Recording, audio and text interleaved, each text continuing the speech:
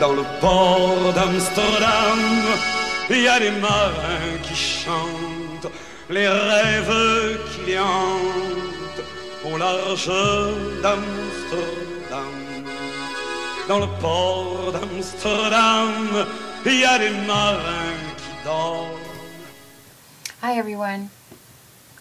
I'm here in spirits, or rather should I say in cyberspace. I'm doing my presentation and it's called Walking to the Beat of a Different Drummer.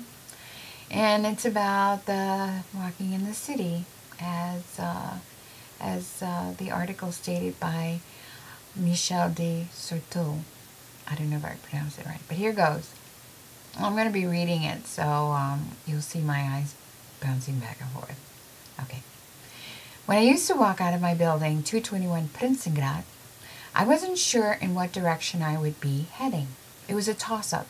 I like taking different routes to my destination. I try not to walk the same street twice.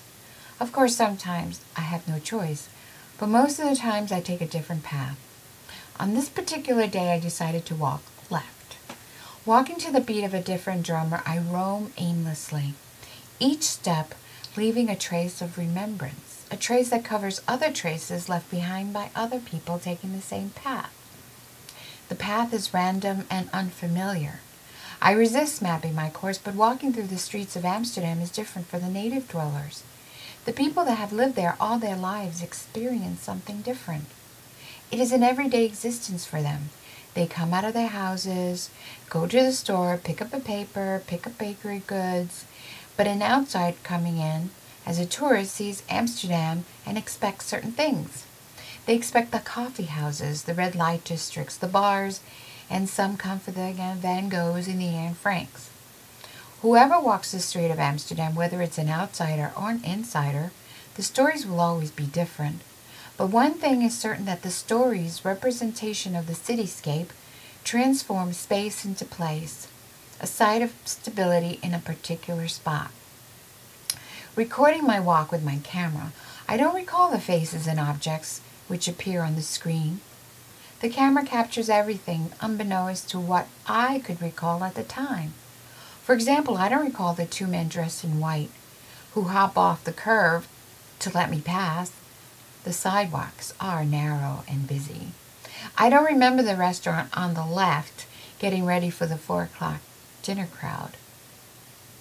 Maybe if I hadn't taken my camera, I would have been more observant of the details in the streets and of the people. Approaching the intersections, I decide whether I change course or continue on the same path. In my walks, I imagine the stories. I imagine how Anne Frank might have walked along the same path. I imagine the Nazis searching. I imagine Ed van der Elsken photographing everything on the city streets of Amsterdam. I imagine the jazz greats in the out-of-the-way coffee houses or cafes playing their melodic tunes which entrance the patrons and onlookers alike.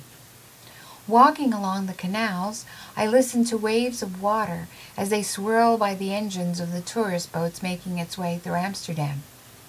After living in Prinsengraad for about 6 months and traveling on foot over familiar terrain, I felt that these streets carried a special meaning for me too. When I left the Netherlands, I became homesick. The familiar was taken away and I felt disconnected in my new surroundings. But when I walk,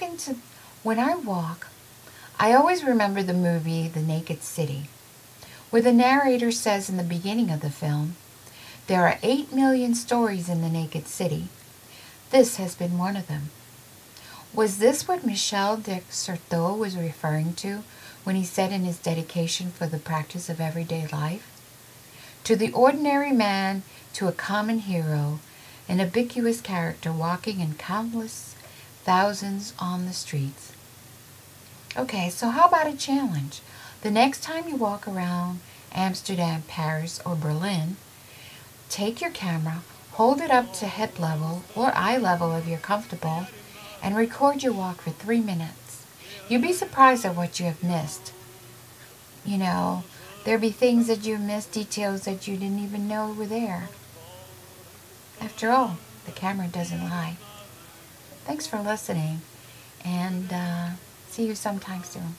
Le long des berges mortes dans le port d'Amsterdam, il y a des marins qui meurent, pleins de bière et de drames, aux premières